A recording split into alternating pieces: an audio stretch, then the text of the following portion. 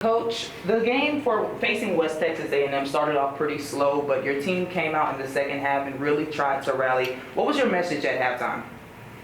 I didn't think we were playing as hard as we could, and I just think we got hit in the mouth early. I thought it stunned us early, especially when we lost Kevon Godwin to an injury. I think our guys were a little bit shocked, trying to figure out, can we do it without our leading scorer, the guy that's kind of been a big catalyst to our success this year. And I thought that shocked us early. Steve Webb at halftime gave a pretty good speech to the guys to get them going and said, hey, we weren't going to go out like this. And I think he said it a little bit more aggressively than that, but he really got them going to spark us. And then, we made some adjustments offensively to attack them a little bit different. And I thought once we started seeing the ball going through the hoop a little bit better, we just got a little bit more energy defensively to start shutting them down. And that kind of led to the comeback for where we're at. But I was really proud of the way we battled all weekend long. Even against Texas A&M Kingsville in the semifinal game, it was a tight game throughout.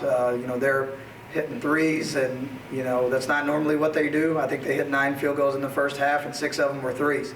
I was proud that we just kept battling all weekend long and just came up a little bit short, but excited that we still get a chance to keep playing.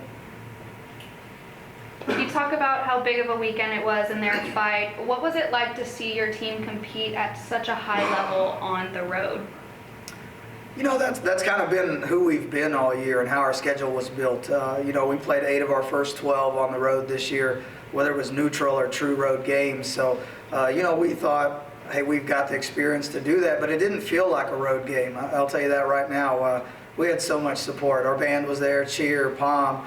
President Hawkins and Coach Reeder in the front row, and so many fans, supporters, donors came out. Alumni from the Dallas area came out, and it really gave us a home field advantage. I felt like all weekend. Coach Ellis's team's in the stands cheering for our team. Our team's in the stands cheering for theirs while they're playing, and I thought Angelo State really represented themselves very well in Frisco, and so I thought out of every program that was there, we probably had the biggest following of anyone, and that's awesome to see. I mean, when you walk into the gym and you see so much blue and gold in the stands, it puts a smile on your face, and I know it fired our guys up to play in front of all of them.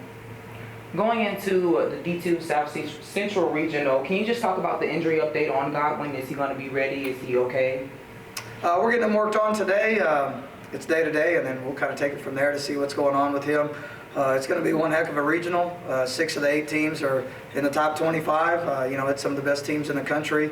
It's not always fun to see how the regional plays out. I think we got to relook at how we do things, but that's way above my pay grade on how we select those things. But this is one of the toughest regions in the country. The RMAC, all 4 teams in there were top 16 teams in the country.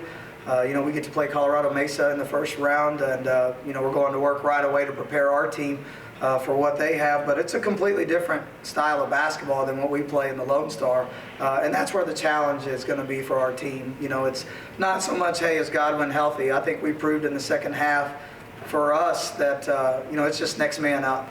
And I said it in my post-game interview. Every game that we played in the conference tournament, when I did a post-game interview, there was 2 different guys sitting to the sides of me in those post-game, because there was 2 different guys stepping up every single night, and it was a different person every night. And if you look at people that's led us in scoring, rebounds, steals, whatever it might be, it's been someone different. And I think that's the unique thing about our basketball team, is it can be anyone on any given night. And I'm hoping that's what's going to be the case to make us a little bit difficult to scout moving forward in the regional. Talking about that first round matchup with Colorado Mesa, how are y'all going to spend the next few days training and preparing for that matchup with that team? We're going to get a little rest, try to get our legs back. Our staff's not going to get much rest. And credit to them, and I've said it all year, we've got the best staff in the country. I feel like they've done a great job of getting our guys prepared every single game. So they're already in the war room right now, cutting up tape, getting a scout ready to get our players familiar with the next opponent that we got coming up. So we're putting the work in on that end. For our players, it's going to be really, let's stay healthy, let's clean up some of the things we need to clean up. It's just more fine-tuning than anything. I think we're playing some really good basketball right now, and I'm excited to go down to Canyon and compete with these guys. Thank you, Coach. Thank you.